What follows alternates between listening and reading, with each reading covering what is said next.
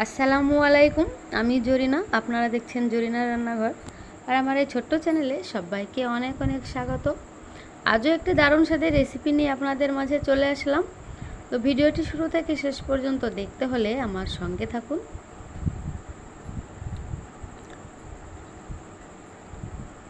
কাচের বাটিতে যে এত সুন্দর মিষ্টি বানানো যায়, না দেখলে বিশ্বাস করতে পারবেন না।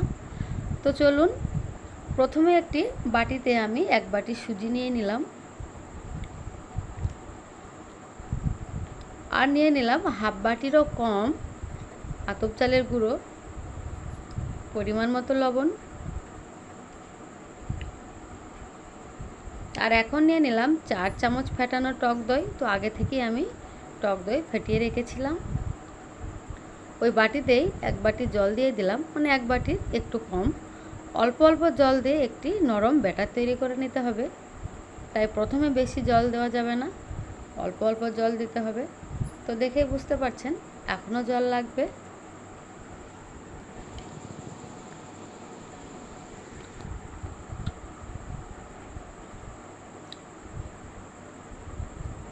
তো ভালোভাবে মেখে নিয়ে এবার আমি অল্প অল্প জল দিয়ে একটি পাতলা ব্যাটার তৈরি করে নেব।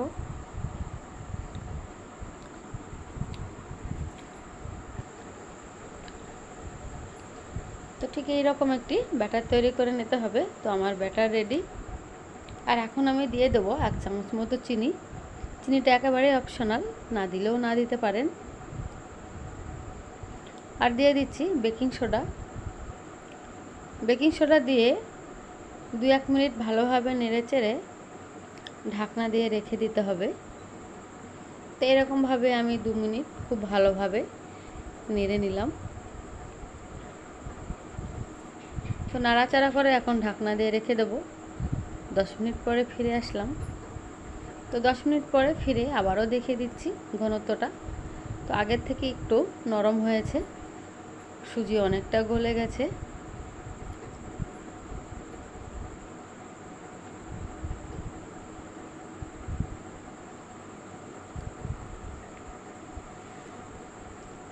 ঠিক এরকমভাবে ব্যাটার তৈরি করে নিতে হবে। এখন আমি নিয়ে নিচ্ছি 4টে কাচের বাটি। তো কাচের বাটিতে যে এত সুন্দর মিষ্টি বানানো যায়, সত্যি বলছি, না দেখলে বিশ্বাস হবে না। তো এখন আমি 4টে বাটিতে ঢেলে নিচ্ছি।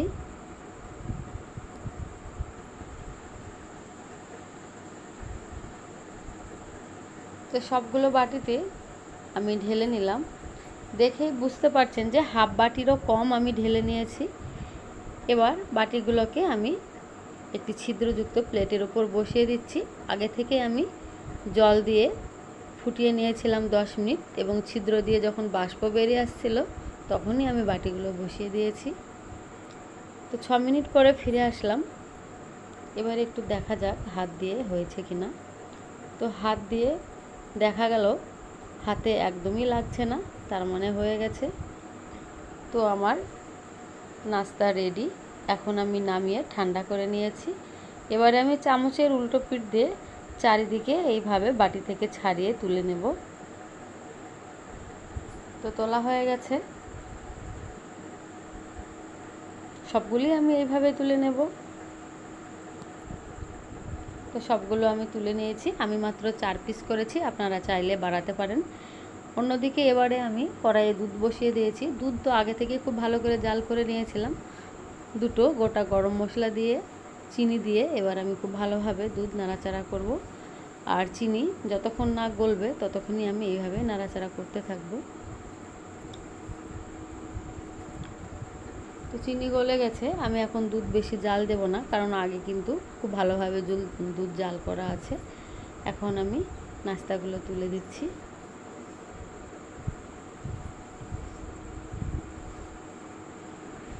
তুলে দিয়ে আমি এইভাবে চামচ দিয়ে প্রায় 10 মিনিট নাড়াচাড়া করে জাল করে নেব। তো এরকমভাবে 10 মিনিট আমি জাল করে নিয়েছি।